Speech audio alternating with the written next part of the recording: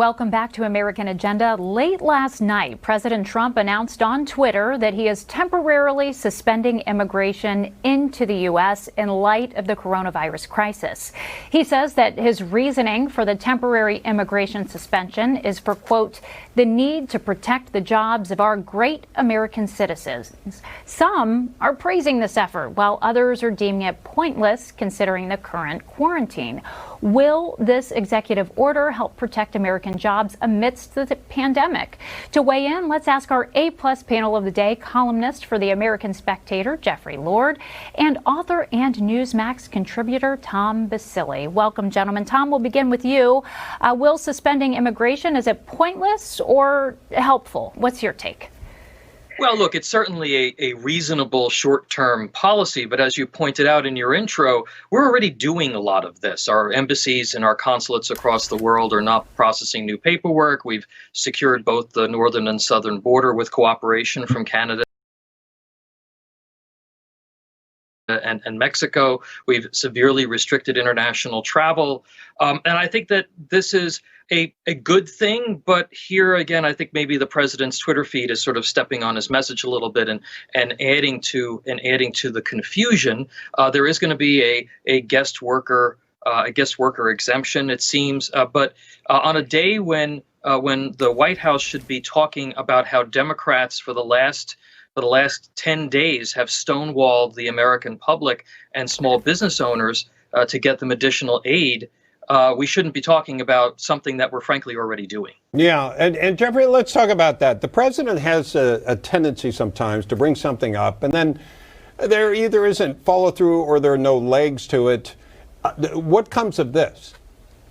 Oh, I think there will be legs to this. I mean, after all, this is the president who has made sealing the border, the southern border, a very big and successful issue. And Tom is basically saying that it's already being done to some extent anyway. Yeah, I mean, I just think they probably have to tighten some of this. I mean, this is a big country, a big government. Lots of things are going on here. It just seems to me elementary common sense to make sure that we're not bringing in people who could be infected. We're having enough problems with our own population. I mean, it just seems like the right thing to do, and other governments should be doing their part to keep these people at home. Tom, do you think this is a health issue or perhaps more of a campaign issue for the president? Well, if I were the White House, I would have stuck with the public health argument. I think that's the much more saleable argument to the American people right now. And again, to Jeffrey's point, it's not really the policy per se, but again, something that we've had, that this White House has struggled with, and that is how they actually deliver the message in an effective way. This is a big deal, and it probably will have legs, that there's going to be litigation around this. And certainly the Democrats took the bait today, and they're defending the current immigration system, which most Americans feel is broken. But I think it's the way that it was done that I think has added to some confusion and probably could have been handled better.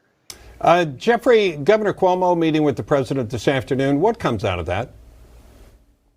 Well, look, they've known each other for a long time. I expect there will be good things coming out of it. I can tell you a personal story. I interviewed then private citizen Donald Trump, or actually I was in his office to talk to him about something in January of 2014. And on his desk in Trump Tower was a Christmas card signed Andrew. So they go back. They go back a long way, and they're very respectful. I mean, they both have jobs to do. Both of them are politicians, et cetera, but both of them are at heart, I'm sure, concerned about New York in this case and the rest of the country. Tom, what do you make of the back and forth, the hot and cold?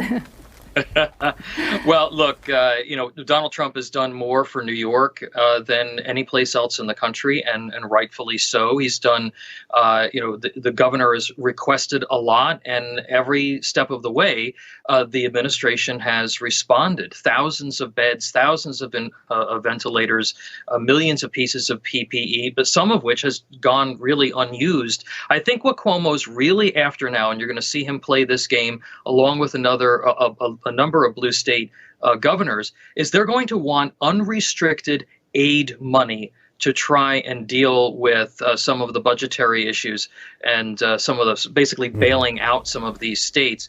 And I think that that's something that Cuomo is going to be pushing hard for, not only within the administration, but also in Congress. Jeffrey, you were there during the Reagan administration, and he worked with the other party. It's not that they loved each other, but they did work together enough at times to get things done. Do you think there is something that the president could learn from that? Sure. I mean, I think the president is always of a mind to work with other people. Sometimes other people are of a mind. Nancy Pelosi comes to mind to not work with him. Right. But yeah, I mean, look, he's the president. Not only is he the president, he's a candidate for re-election. He wants, as does any president, to be able to say on election day, I got A, B, C, and D done. So, yes, absolutely, he's going to want to get things done. Tom, any parting thoughts?